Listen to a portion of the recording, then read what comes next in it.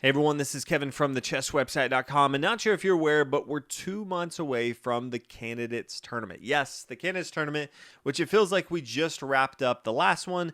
We're 2 months away from another one. The winner of that tournament does go on to face Magnus Carlsen for the World Championship early in 2023. So massive deal. These players have been qualifying for the last couple of years. I want to do a spotlight video on each of them. Some of them are new faces, some of them are old faces, but I want to let you know how they qualified, then go over one of their recent games so you have an idea of their playing style. We'll talk about how that lines up against Magnus Carlsen, so you'll be all ready to go for the Candidates Tournament.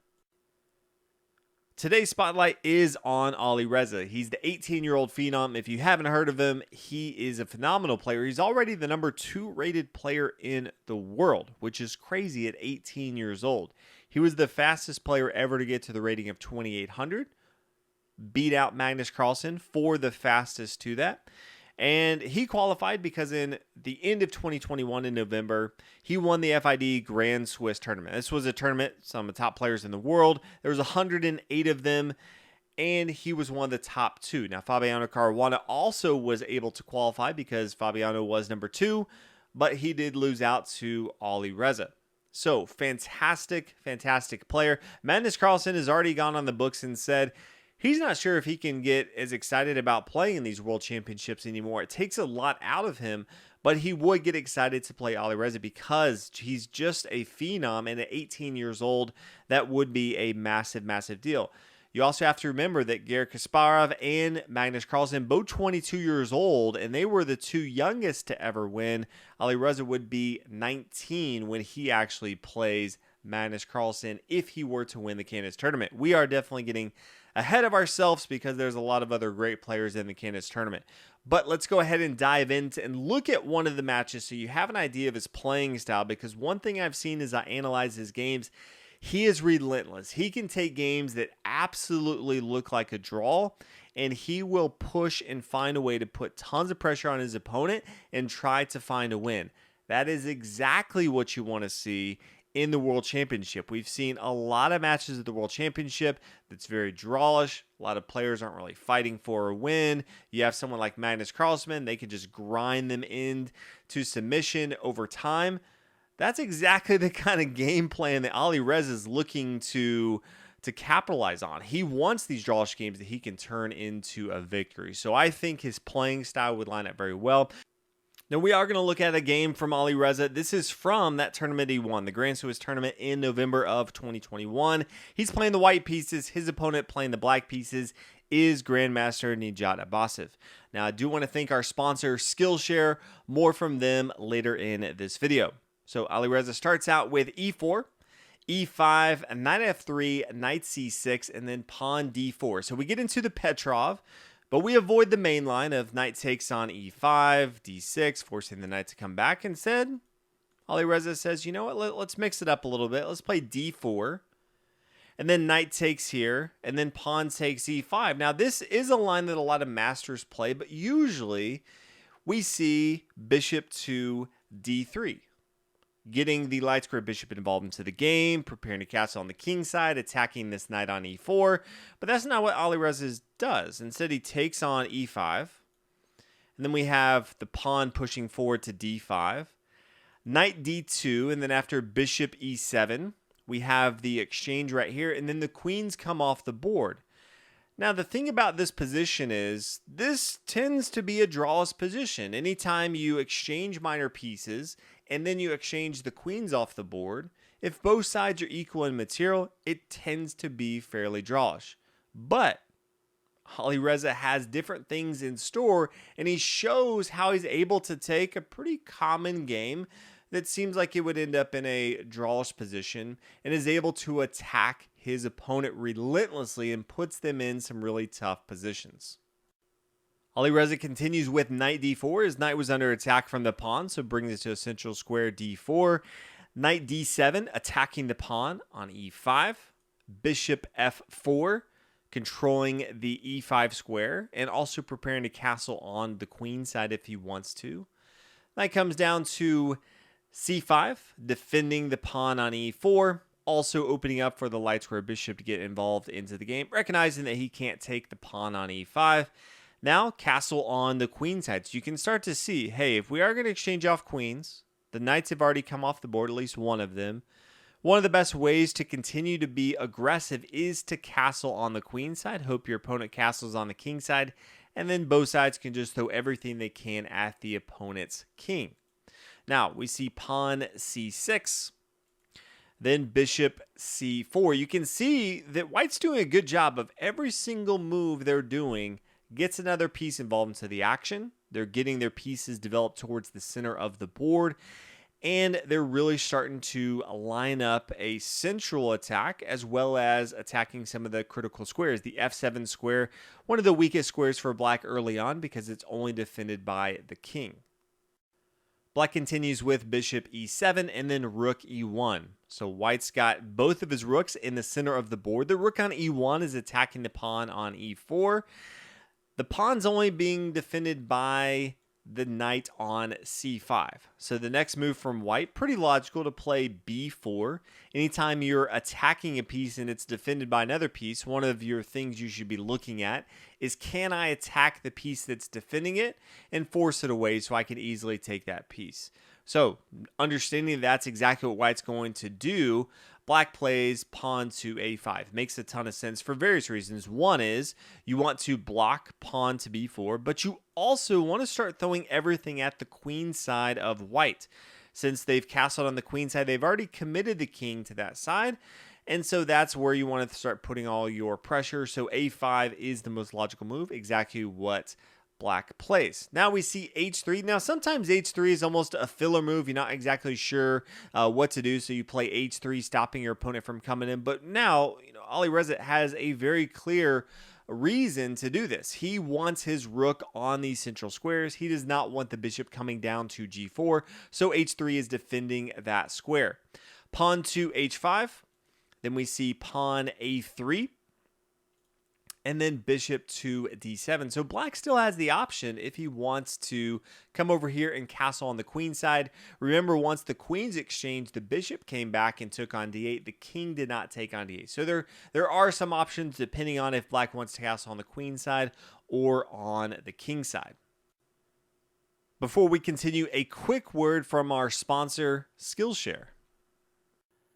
If you're not familiar with Skillshare, it's an online community where you can take classes on pretty much anything that you want. They always have new content. I just got through going through one on TikTok. It seems like everyone is on TikTok these days. So I thought I would learn a little bit more about it. I am going to create an account on TikTok. I'm not exactly sure what it's going to be on, if it's chess or math or the Premier League. I have some other interest as well that I may do. But this was very informative to go through step by step on how to be successful on TikTok. So if you're curious about Skillshare, you want to check it out, the first 1,000 people that click on the link in the description below or use my code, the chess website, will get a free month. So definitely check that out. Again, first 1,000 people to use the link or my code will get a free month of Skillshare. As we come back to the game, Alireza plays king b1, wants to make sure that he doesn't have any sort of traps where these pawns come off the board and the rook can come down to a1, put a lot of pressure on the king if it's on c1. So comes to b1, much safer square. Then pawn b5. So black, as we talked about, doing a good job of committing on the queen side now. You can tell he's probably going to castle on the king side if he even castles at all. But knowing that there's so much pressure with this central control, looks like castling on the king side is definitely going to be the play. But with that said, that means you need to start throwing everything at the queen side of the board. See if you can attack the white king on b1. Since the bishop's under attack comes back to a2, you like to really still control this long diagonal. Bobby Fischer used to do this a lot. Bring his bishop back, tuck it in here on a2. You still put so much pressure on the f7 square. Your opponent sometimes even forgets it's there, so it's something they always have to be thinking about for the rest of the game.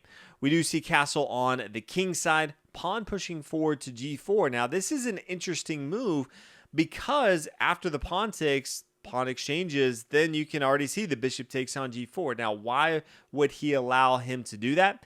It's because of the exchange that we're about to look at. The first move is knight to c6. Now, this is threatening knight to e7, but it's much more dangerous than that. First, you have to understand what the risk is for black.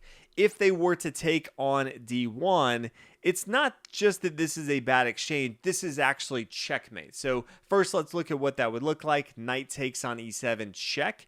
And then it doesn't matter if the king comes to h7 or h8, both of those are going to be checkmate. We'll look at h7 here, and you can see rook to h1. There's no stopping it.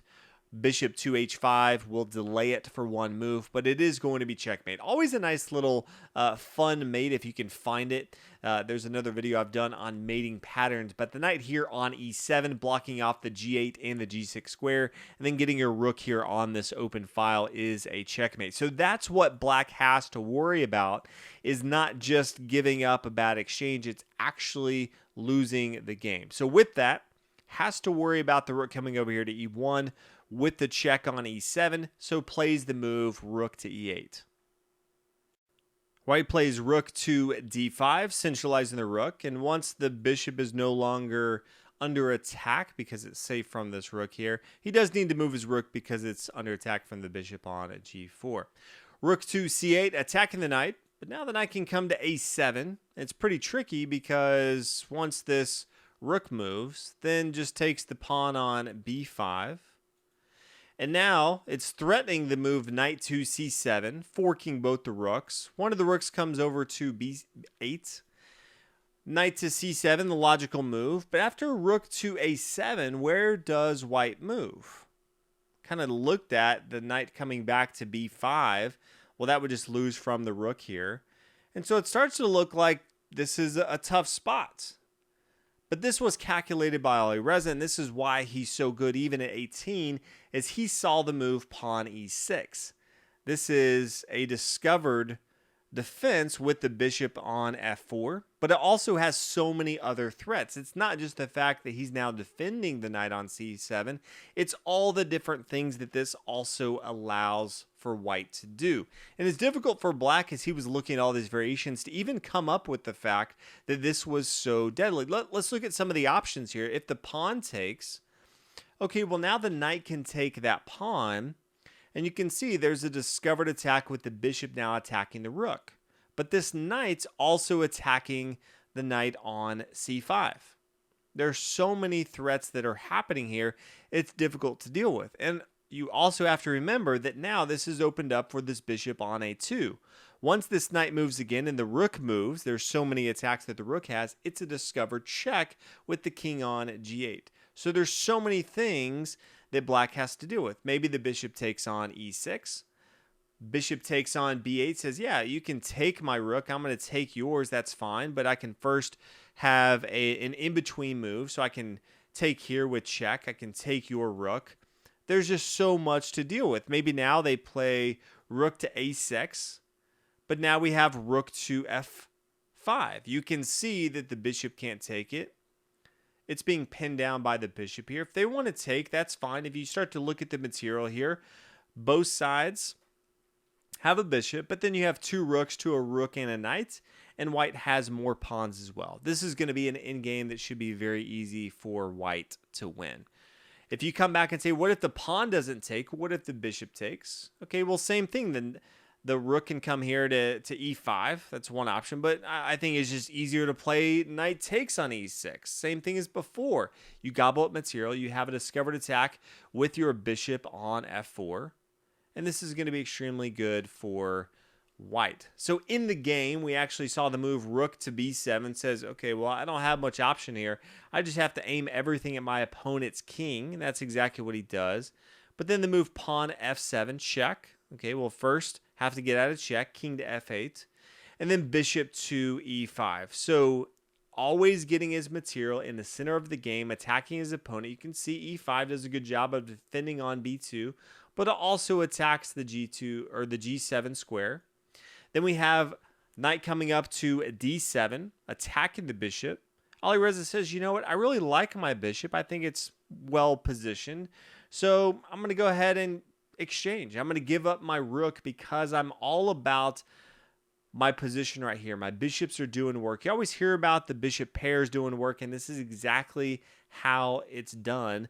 The bishop takes on d7, and then the rook to h1. And in this spot, we do have black actually resign. Now, if you want to see how this play could continue, you could see bishop takes on a3 because, you know, the pawn can take, it would be pinned down. Rook up to h8.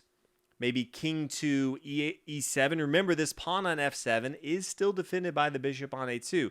It's a nuisance to worry about this bishop on a2, and now all of a sudden you have this pawn on f7 that can promote it sometime. You have to always worry about that.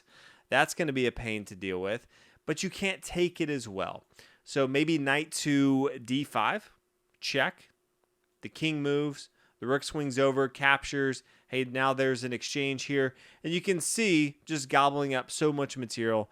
Very, very easy game for white. So that is Alireza. That was one of his games that he won in the Grand Swiss tournament that allowed him to go to the Candace tournament. So 18 years old, just incredible that he's able to play like this. But hopefully you guys enjoyed this video. Definitely let me know what you think. If you want me to do a spotlight video on all the other players in the Candace tournament, I think it'd be fun, but definitely want to make videos that you guys want to see. Lastly, a reminder about our sponsor, Skillshare. If you click on the link in the description below or use my code, the chess website, they are giving the first 1,000 people to do that 1 free month to check it out. But thank you again so much for watching. I'll see you guys in the next video.